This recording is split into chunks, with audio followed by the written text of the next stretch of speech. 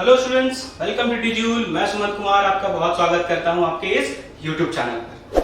जैसा कि आपको पता है, आप प्रीवियस वीडियोस में देख रहे हैं कि हम आपसे सैंपल प्रॉब्लम सॉल्व करवा रहे हैं। सैंपल प्रॉब्लम सॉल्व किस लिए इंपॉर्टेंट है? अच्छे मार्क्स स्कोर करने के लिए। तो अब जैक बोर्ड क्लास 10 के एग्जाम में कितना समय बचा है? सिर्फ 2 महीने। तो उस हिसाब से आपकी प्रिपरेशन भी चल रही होगी और प्रिपरेशन को आखिरी लेवल पर पहुंचाने के लिए आपको सबसे ज्यादा जरूरत है सैंपल प्रॉब्लम सॉल्व करने की। अब आप चाहे 2 सेट सॉल्व करें, चाहे 15 सेट सॉल्व करें, सैंपल प्रॉब्लम आपको सॉल्व करनी है। कहीं आपको इधर उधर ना जाना पड़े, इधर उधर ना भटकना पड़े, दूसरे किताबों को ना देखना पड़े, इसलिए हम आपके सामने आए हैं सारे सैंपल प्रॉब्लम के सॉल्यूशन लेके। हम सेट के हिसाब से आपसे सैंपल प्रॉब्लम सॉल्व करवा रहे हैं, क्वेश्चन डिस्कस करवा रहे हैं, ताकि आप यूज्ड टू हो जाए एग्जाम्स में कि ऐसे क्वेश्चंस ही आएंगे। ठीक है, तो मैं केमिस्ट्री का पोर्शन बता रहा हूं आपको कि कौन सा इंपॉर्टेंट क्वेश्चंस है, कितने मार्क्स से कैसे क्वेश्चंस आएंगे एग्जाम्स में, और पूरा ओवरव्यू में आपको देता चलूंगा कि एग्जाम में बैठने से पहले आप क्या एक्सपेक्ट करें एग्जामिनेशन हॉल में क्वेश्चन पेपर से और क्या नहीं। तो आई होप आपने किताब कॉपी पेंसिल निकाल बैठ गए होंगे निकाल कर। तो चलिए बिना टाइम वेस्ट करते हुए शुरू करते हैं आपका सेट नंबर 5 का क्वेश्चन डिस्कशन। ठीक है, जैसा कि आपको पता है कि सेट 1 2 3 4 हमने सीरियल वाइज क्वेश्चन डिस्कशन किया। आपको उससे बहुत लाभ भी हुआ है, मुझे ये तो सुनने में आ रहा है। तो हमें रुकना नहीं है, हमें और भी सैंपल प्रॉब्लम क्वेश्चन डिस्कस करने हैं, सॉल्व करने हैं, ताकि आपको ज्यादा और ज्यादा कॉन्फिडेंस महसूस हो सके। तो शुरू करते हैं। पहला क्वेश्चन है, चिप्स की थैली में कौन सी गैस भरी रहती है? उत्तर एक शब्द या एक वाक्य में दीजिए। Which gas is filled in chips packet? अब आप जो कुरकुरे और लेज और मैक्स, पता नहीं क्या क्या जो लेज मैक्स होता है, वो सब जो खाते हैं आप, तो बेसिकली क्या होता है उसमें? चिप्स? बिल्कुल नहीं, हवा। वो आपसे हवा का पैसा लेते हैं। चिप्स बेसिकली आपका 2 या 3 रुपए, 2 रुपए का होता होगा, मैक्सिमम 2 रुपए का चिप्स। और जो 10 रुपए के पैकेट होते हैं उसमें 8 रुपए के तो हवा होता है। तो जो हवा होता है वो इतना क्या खास हवा है कि उसके इतने पैसे होते हैं।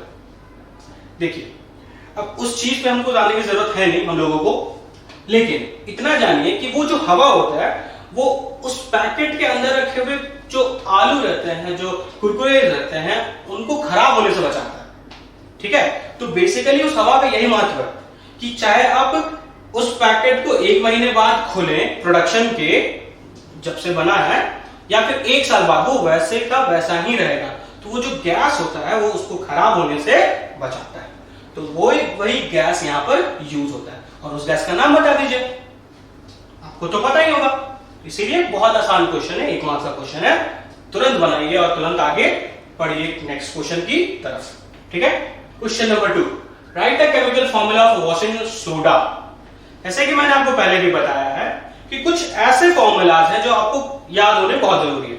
जैसे यहां पे आ गया वॉशिंग सोडा, इसकी जगह कैल्शियम कार्बोनेट आ सकता था, कॉमन सॉल्ट आ सकता था। तो कुछ ऐसे फेमस जो बार बार रिपीटेटिव आपके एग्जाम्स में पूछे जाएंगे, ऐसे फॉर्मूलाज, उनका आपको याद होना अति आवश्यक है। और ऐसे फॉर्मूलाज और ऐसे क्वेश्चन सिर्फ 1 मार्क्स के आते हैं, उनसे ज्यादा क्वेश्चन आपसे पूछा भी नहीं जाता। तो ऐसे क्वेश्चन पे ज्यादा समय व्यर्थ ना करते हुए 4 मार्क्स और 5 मार्क्स के क्वेश्चन पर आप ज्यादा ध्यान देंगे। पर ये 1 वर्ड आंसर्स होते हैं, तो इनको भी याद करना आपको बहुत ही जरूरी है। ठीक है, अब वॉशिंग सोडा की जगह जैसे मैंने आपको बताया कि कुछ भी हो सकता था, calcium carbonate, common salt, baking soda. ठीक है, तो ऐसे क्वेश्चन जो फेमस हैं वो क्वेश्चन आप फॉर्मूलाज उनके याद करते चलेंगे। ठीक है, आगे बढ़ते हैं नेक्स्ट क्वेश्चन की तरफ। आसान था। चलिए question number 3, name an alloy of lead and tin. Lead एवं टिन की एक मिश्र धातु का नाम लिखिए। उत्तर एक शब्द या एक वाक्य में दीजिएगा। ठीक है, अब जो 2 मेटल है, कौन कौन है? लेड और टिन, उनको मिलाकर एक अलॉय बना जाता है, मिश्र धातु बनाया जाता है। तो उसका नाम क्या है? ठीक है, कि अलॉयज बेसिकली क्या होते हैं? ये मिक्सचर ऑफ मेटल्स होते हैं जो कि एक एलिमेंट को बहुत मजबूत बनाते हैं। ये अगर टिन और लेड को एक साथ मिक्स किया जाए, मिलाया जाए, ठीक है, तो ये कॉमन कोई भी मेटल जैसे लोहा हो गया, तांबा हो गया, उन सबसे ज्यादा मजबूत होगा। तो अलॉयज का इसलिए इस्तेमाल करते हैं क्योंकि वो मजबूत होते हैं, उनमें जंग जल्दी नहीं लगता है, ठीक है। तो इसलिए अलॉयज का यूज होता है। और आपको बताना है कि इन दो को अगर हम यूज करेंगे, इन दो को यूज करके अगर मिक्स करेंगे तो कौन सा अलॉय बनेगा, बस ऐसा क्वेश्चन है। और ऐसा क्वेश्चन शायद मैंने आपको सेट 3 या सेट 4 में भी बताया है कि ऐसा क्वेश्चन 1 मार्क्स में आपसे पूछे जाएंगे, ठीक है। तो आई होप आपको समझ में आ गया होगा। बढ़ते आगे क्वेश्चन की तरफ। Question number 4, name the alkane which has 3 carbon atoms. ऐसे कौन सा अल्केन है, ऐसा कौन सा अल्केन है जो 3 कार्बन एटम्स स्टोर करता है, अपने पास रखता है। 3 कार्बन परमाणुओं वाली अल्केन का नाम बताइए, कौन सा होता है बताइए। अल्केन्स बेसिकली आपको याद होना चाहिए, अल्केन्स होता है सिंगल बॉन्ड, जो कार्बन कार्बन में सिंगल बॉन्ड का फॉर्मेशन होता है वो अल्केन्स में ही होता है। डबल बॉन्ड कहां होगा, अल्कीन्स में। ट्रिपल बॉन्ड कहां होगा, अल्काइंस में। तो जैसे कि आप पढ़े हैं, 1 कार्बन रहेगा तो मेथ, 2 कार्बन रहेगा तो एथ, 3 कार्बन रहेगा तो प्रोप, ठीक है। तो इसी क्रम में आपको इस क्वेश्चन का आंसर देना है। सबसे पहले आपको इस क्वेश्चन को आंसर देने से पहले नोमेनक्लेचर का ज्ञान होना जरूरी है। नोमेनक्लेचर का ज्ञान होगा, ये क्वेश्चन आपके लिए कोई मायने नहीं रखता है। अब मैं कह रहा हूं कि नोमेनक्लेचर का ज्ञान होना, सर इस पे ध्यान दिया था आप लोगों ने? बिल्कुल ध्यान दिया होगा। अगर ध्यान नहीं दिया तो नोमेनक्लेचर आप फिर से वापस पढ़ेंगे, ठीक है, क्योंकि नोमेनक्लेचर से पक्का आपके एग्जाम्स में क्वेश्चंस बनेंगे और कुछ ऐसे क्वेश्चंस बनेंगे। यहां अल्केन की जगह अल्कीन, अल्कीन की जगह अल्काइन, लेकिन क्वेश्चन कुल मिलाकर ऐसे ही देखने को मिलेंगे आपके एग्जाम्स में, ठीक है। आसान क्वेश्चन था, तो आगे बढ़ते हैं। Question number 5, how many elements are there in third period. अच्छा, यहां पर थर्ड पीरियड में कितने एलिमेंट्स मौजूद हैं, ठीक है। जैसे मैंने आपको सेट 4 में समझाया था कि इस पर्टिकुलर ग्रुप में कितने एलिमेंट्स मौजूद हैं, उस पर्टिकुलर पीरियड में कितने एलिमेंट्स मौजूद हैं, इन सब चीजों का ज्ञान आपको होना अति आवश्यक है, ठीक है। तो उसी पे बेस्ड क्वेश्चन है। यहां थर्ड पीरियड दे दिया है, हो सकता है इसके जगह फोर्थ दे दे,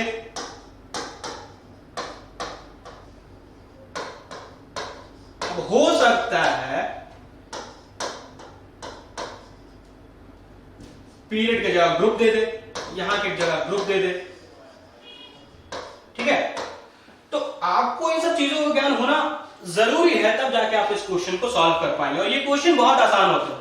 आप एक बार नजर किताब में मारते चलें तो ये सब चीज आपको पता चल जाएंगी कि ये सब चीज क्या है और कितने मात्रा में कौन से एलिमेंट्स कितने ग्रुप में है, और यही सब, ठीक है। आसान क्वेश्चन था, आगे बढ़ते हैं। Question number 4, balance the following chemical equation. जैसा कि रूल है, नियम है जैक बोर्ड का, सीबीएसई का, कि बैलेंसिंग वो जरूर देगा, चाहे वो 2 मार्क्स का दे, 3 मार्क्स का दे, 4 मार्क्स का दे, 5 मार्क्स का दे। उसका देना धर्म है बैलेंसिंग, आपका बनाना कर्तव्य है, ठीक है। बैलेंसिंग बहुत आसान है, Na+O2 gives Na2O, ठीक है। इसको बैलेंस कर देंगे, जितना रिएक्टेंट में नंबर ऑफ एटम्स होगा उतना ही प्रोडक्ट में नंबर ऑफ एटम्स करना है आपको, ठीक है।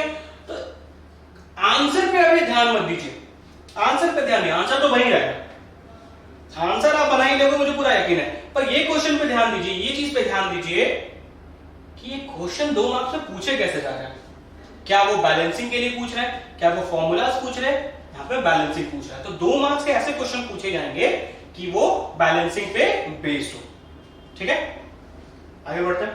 क्वेश्चन नंबर 6, खनिज एवं अयस्क में अंतर लिखिए। Right differences between mineral and ores. 2 marks का क्वेश्चन है, मैक्सिमम 40 वर्ड है। खनिज और ओर्स में आपको अंतर आता है, ठीक है। बहुत आसान है, ये 7 से हम पढ़ते आ रहे हैं, ठीक है। 7 क्लास से 8 क्लास में 9 क्लास में बार बार रिपीटिशन इस क्वेश्चन का होते रहता है। तो ये समझ लीजिए कि 2 मार्क्स है वो आपका निश्चित पक्का है कि ऐसे क्वेश्चंस 2 मार्क्स में आएंगे, और 2 में से 2 मार्क्स आपको लाने हैं।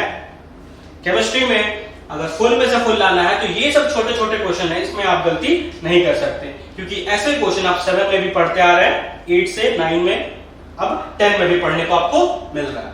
तो क्वेश्चन का पैटर्न आप समझ रहे हैं कि 2 मार्क्स में कैसे क्वेश्चन पूछे जा रहे हैं। क्वेश्चन नंबर 8, किस तत्व में 2 कोश हैं तथा दोनों इलेक्ट्रॉनों से पूरित हैं। बी, इलेक्ट्रॉनिक विन्यास 282 इसका है या फिर है। Which element has 2 shells, both of which are completely filled with electrons? Shells मतलब K shell, L shell जो ऑर्बिट होता है ना,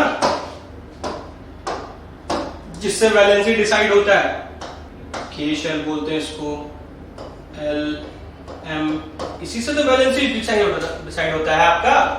तो ऐसे कौन से एलिमेंट हैं जो दोनों में, इसमें कितने एलिमेंट होते हैं, मैक्सिमम 2 हो सकते हैं, इसमें 8, 1 2 3 4 5 6 7 8। अब पूछ रहे हैं ऐसे कितने एलिमेंट्स हैं, ऐसे कौन से एलिमेंट हैं जो कंप्लीटली फिल्ड है के शेल में और एल शेल में।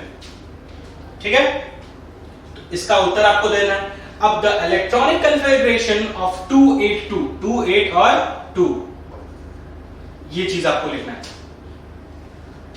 के शेल में, एल शेल में, एम शेल में, फिर आगे बढ़ते तो एन शेल में। ठीक है, तो ऐसे क्वेश्चन आपको 2 मार्क्स के पूछे जाएंगे। ठीक है, जैसे कि मैंने आपको बताया कि ऐसे क्वेश्चन 2 मार्क्स में पूछे जाएंगे। ये 1 मार्क्स का होगा, 1 मार्क्स का, ये भी 1 मार्क्स का। मैक्सिमम आपको 40 वर्ड्स पे इसके आंसर देने। ये ऐसे क्वेश्चन है कि 40 वर्ड से भी कम लगेंगे और ये आपका प्रश्न आसानी से हल हो जाएगा। ठीक है, आसान प्रश्न था। आगे बढ़ते हैं। देखिए, ये आप इस वीडियो में थोड़ा सा सोच कर चलें कि ये वीडियो बेसिकली आंसर के लिए नहीं है, ये क्वेश्चन डिस्कशन है। और क्वेश्चन डिस्कशन में होता क्या है कि आप क्वेश्चन से रूबरू होते हैं, यूज्ड टू होते हैं कि अच्छा 3 मार्क्स के तो ऐसे क्वेश्चन आ रहे हैं, 2 मार्क्स के ऐसे आ रहे हैं, 1 मार्क्स के ऐसे आ रहे हैं। अगर मैं एग्जाम में बैठूंगा तो मैं उसी हिसाब से प्रिपरेशन करके जाऊंगा। अगर आप मान लो एग्जाम में बैठे, ठीक है, तो कहा जाता था ना कि हार्ड क्वेश्चन या ज्यादा मार्क्स से क्वेश्चन उनको पहले बनाया जाए। पेरेंट्स हमारे कहते थे ना कि जो इंपॉर्टेंट क्वेश्चन है, जो हार्ड मार्क्स के हैं, जो 5 मार्क्स के हैं, 4 मार्क्स के, उनको पहले बना लीजिए। लेकिन यहां पर अगर आप मेरी माने कि जो आपको आते हैं ऐसे क्वेश्चन, वो उसको बनाते चले। हार्ड, इजी, इस सब के चक्कर में पड़े ना। जो आते हैं क्वेश्चन, जो आपको आ रहे हैं, वो बनाते चले, उससे ज्यादा आपको कोई दिक्कत नहीं होगी। ठीक है, question number 10, right the name of 1 and 2। कुछ रिएक्शन हो रहा है यहां पर, कुछ बीकर में या फिर एक बोल में कुछ रखा हुआ है, उसको कुछ गर्म कर रहा है, किया जा रहा है। कुछ बीकर में उसे कुछ गर्म किया जा रहा है, देखते हैं क्या है। ठीक है, पहला तो एक और दूसरा नाम बताइए, इसका और इसका आपको बताना है नाम कि ये क्या क्या है। ठीक है, write the name of reaction taking place. ठीक है, write the balance equation for the reaction taking place. ठीक है, अब सबसे पहले क्वेश्चन पढ़ो। Red powder of copper is heated according to the figure. अब जो आपका कॉपर का लाल भूरे चूर्ण है, उनको गर्म किया जा रहा है। ठीक है, तो गर्म किया जा रहा है, तो बेसिकली होगा क्या, एक्सपेरिमेंट। अगर कुछ एक्सपेरिमेंट किया जा रहा है तो उसका कुछ तो आंसर निकलेगा, कुछ तो कंक्लूजन निकलेगा ना कि अच्छा अगर हम दूध को गर्म किया तो दूध उबला।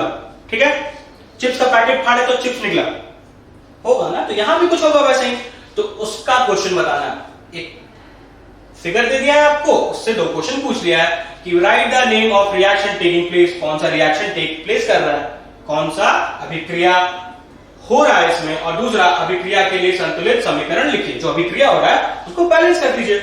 ठीक है, बैलेंस कर दीजिए, बस यही तो था 3 मार्क्स का।